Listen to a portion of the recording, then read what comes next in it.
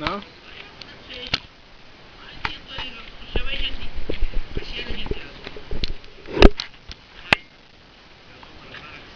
طبعا ذاك البتاع بتاعت هنا فيها مش تعيب وحاجات ايوه المفروض تعلق لك حاجات اما يعني حاجات تراثية كده. لسه انا عامل الشيء بعد ما عامل الشيء. يعني انت عندك لسه اضافات في لا لسه الشكل. مثلا هنا اللي يقولوا الهيكل بس، لكن لسه عن الاضافات واللمسات البلديه والبروش والشغل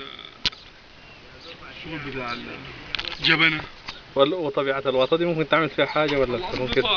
رمليه. الرمله نهائي ما اشتريتها له. تترشى بس وتكون باردة ومهوية من الجهة الشمالية. والشجر عليهم هام الشجر موالح. طبعا الموالح تنجح نجاح شديد هنا. بالله؟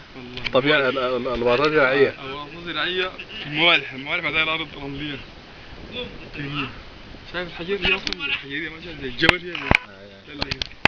حتى برا الزول في الخالة هنا بتلقى قش قايم وكده معناه في الوطا. لكن التصريف كيف المطر ما حتعاني من هنا؟ نقطة موية بعد شفت المطر 24 ساعة يدوب ولا نقطة موية ولا نقطة موية تكون ما في طوال رملية بتشربها.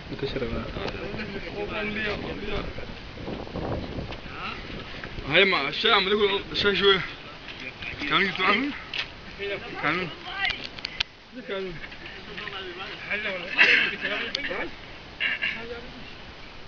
يا مجدي. لكن الزول ده كان جيب